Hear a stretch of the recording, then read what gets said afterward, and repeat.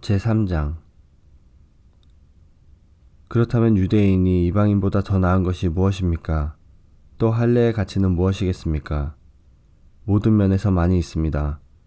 첫째로 중요한 것은 유대인들이 하나님의 말씀을 맡았다는 사실입니다.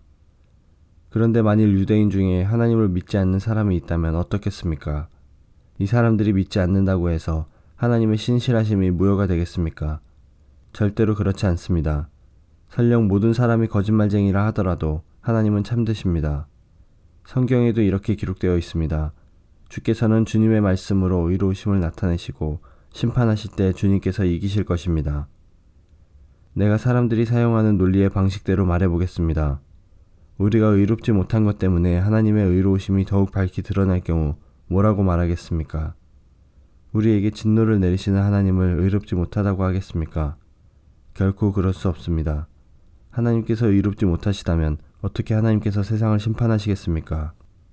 사람들 중에는 내가 거짓말을 하여 그 때문에 하나님의 참되심이 드러난다면 오히려 하나님께 영광이 되는데 왜 내가 죄인 취급을 받아야 하는가 라고 우기는 사람도 있을 것입니다.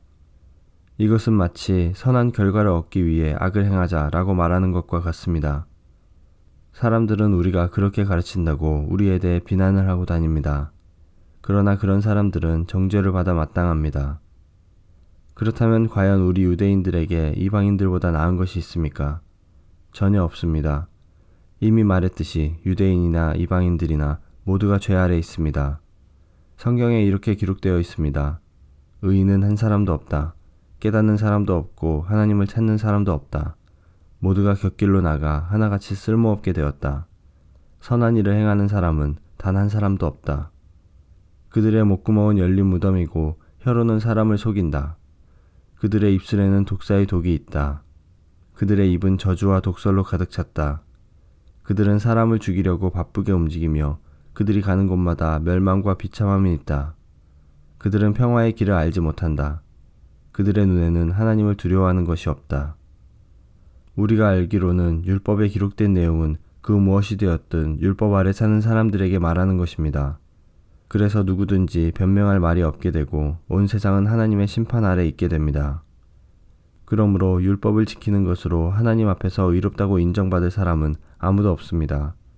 왜냐하면 율법은 우리가 죄인이라는 사실을 알게 해주기 때문입니다.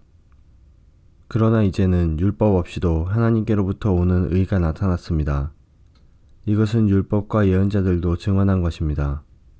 하나님께로부터 오는 의는 예수 그리스도를 믿는 믿음을 통해 옵니다. 이 의는 믿는 사람이라면 누구에게나 주어지는 것이며 사람을 차별하지 않습니다. 모든 사람이 죄를 지어 하나님의 영광에 이를 수 없게 되었습니다. 그런 사람이 그리스도 예수께서 주시는 속죄를 통해 하나님의 은혜로 의롭다는 판단을 받습니다. 그것은 하나님께서 거저 주시는 선물입니다. 하나님께서 예수님을 화목제물로 내어주셨으며 누구든지 예수님의 피를 믿음으로 죄를 용서받게 됩니다. 하나님은 이전에 살았던 사람들이 지은 죄에 대해 오래 참으심으로 심판하지 않으셨습니다. 이렇게 하여 하나님께서는 그분의 의로우심을 보이셨습니다. 하나님께서 이 시기에 그분의 의로우심을 보이신 것은 하나님 자신이 의로우시다는 것과 예수님을 믿는 사람을 의롭게 하신다는 것을 보이기 위해서였습니다. 그렇다면 사람이 자랑할 것이 어디 있겠습니까? 자랑할 것이라고는 하나도 없습니다. 어떠한 법으로 사람이 의롭게 됩니까? 율법을 지키는 데서 오는 것입니까? 이런 것과는 상관이 없습니다. 의롭게 되는 것은 오직 믿음의 원리에 의해서만 이루어집니다. 사람은 율법을 지키는 것과는 상관없이 믿음으로 의롭게 된다고 우리는 생각합니다. 하나님은 유대인들만의 하나님이십니까? 이방인들의 하나님은 되지 않습니까? 하나님은 이방인들의 하나님도 되십니다. 하나님은 오직 한 분이시므로 그분은 할례를 받은 사람이나 할례를 받지 않은 사람이나 동일하게 믿음으로 의롭게 해주십니다. 그렇다면 우리가 이 믿음을 가지고 율법을 무효로 만들고 있습니까? 그렇지 않습니다. 오히려 믿음을 통하여 율법을 더 굳게 세웁니다.